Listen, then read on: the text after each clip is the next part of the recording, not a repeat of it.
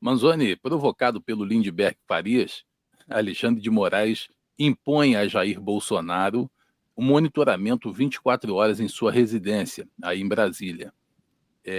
A noção de absurdo precisa ser atualizada diariamente no Brasil de hoje? Ô Marcos, para tratar desses assuntos, cara, a gente precisa fazer um exercício de autocontrole enorme, né? Esse episódio que você relata, ele mostra com muita clareza o porquê o Brasil é considerado pela maior nação livre do mundo como um regime não democrático, né? Então, você tem um deputado que está no mandato por uma liminar do ministro Gilmar Mendes, porque ele foi condenado por improbidade administrativa no município de Nova Iguaçu. Esse deputado, que também constava da lista da Odebrecht, né? Porque o PT ele quer apagar o nosso passado, então é como se a Lava Jato nunca tivesse existido.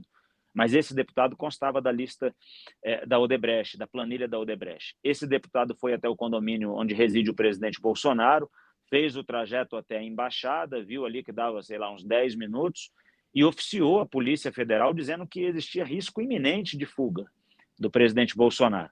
O presidente Bolsonaro estava nos Estados Unidos, viajou para os Estados Unidos no dia 30 de dezembro de 2022 e retornou ao Brasil porque quis. O presidente Bolsonaro poderia ter ido para a Argentina ou para qualquer outro país e ele permaneceu no Brasil porque ele quis, porque ele é um homem decente, ele é um homem honesto, ele não é um criminoso, ele nunca tentou dar golpe, ele está aqui porque ele quer, voltou porque quis. Mas o Lindbergh falou que ele ia fugir, oficiou a Polícia Federal.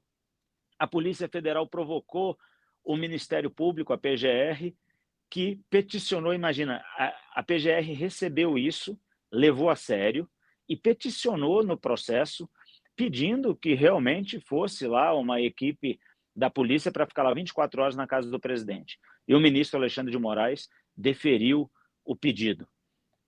Ou seja, o pedido de um desafeto político, um pedido de um opositor político do PT, foi atendido pelo ministro Alexandre de Moraes. É dessa forma que o mundo livre enxerga o que está acontecendo no Brasil. A perseguição está escancarada.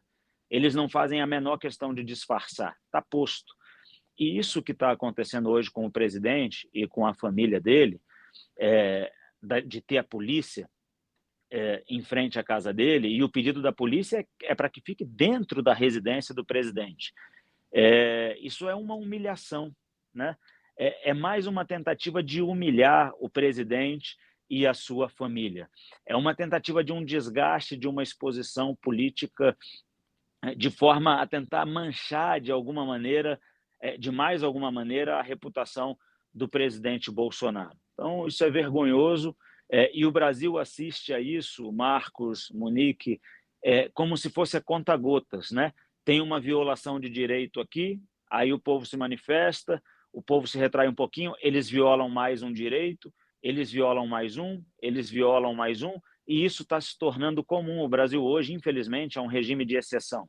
Eu não sei se vocês tiveram a oportunidade de conversar com alguém antes sobre a visita do advogado Lucas Brasileiro ao velório da avó materna dele. Ele veio aqui a Brasília prestar concurso no final de semana do dia 8 de janeiro, prestar concurso público, e foi preso. Ele está preso há 2 anos e meio, esse rapaz. E ele foi ao velório da sua avó, algemado e com uma equipe de policiais com armas de grosso calibre para fazer a escolta dele como se ele fosse um criminoso de alta periculosidade. Quer dizer, são violações sucessivas. Ele foi impedido de dar um abraço na mãe dele, no velório da avó. São violações sucessivas aos direitos humanos com as quais o brasileiro não consegue mais conviver. E isso vai despertando no povo, e por isso eu falei que nós precisamos de autocontrole, isso vai despertando no povo os sentimentos mais primitivos, porque a injustiça e essa humilhação que se impõe a pessoas inocentes, ela vai desgastando demais. Conosco o deputado distrital, Tiago Manzoni. Muito obrigado, Manzoni, pela sua participação aqui no Pleno Time. E nós nos vemos Marcos, na Super Live no dia 5 de setembro. É verdade. Eu agradeço a vocês. Se vocês me derem mais um minutinho, eu queria deixar um recado para a família do presidente Bolsonaro. Posso? Sim, claro. Claro. Como vocês sabem, eu professo a fé cristã, e eu hoje, pensando em tudo isso que está acontecendo, me veio à mente uma passagem da Bíblia, no livro de Filipenses, quando o apóstolo Paulo escreve para a igreja lá dos Filipenses: tende em vós o mesmo sentimento que havia em Cristo Jesus, que a si mesmo se esvaziou da sua glória. E aí Paulo narra os acontecimentos de Jesus, ele fala: e foi obediente até a morte e morte de cruz. E porque ele se humilhou, Deus o exaltou. Então, o sentimento de todo cristão deve ser esse, e eu sei que deve doer e muito na família do presidente Bolsonaro e no presidente Bolsonaro, em especial no presidente e na sua esposa, dona Michele, as humilhações a que eles estão submetidos. Mas eu gostaria de deixar um recado: fiquem firmes e mantenham em vocês o mesmo sentimento que havia em Cristo Jesus, porque eu tenho certeza que depois da humilhação, vocês serão mais uma vez exaltados, e no lugar dessa vergonha, Deus há de conceder a vocês dupla honra.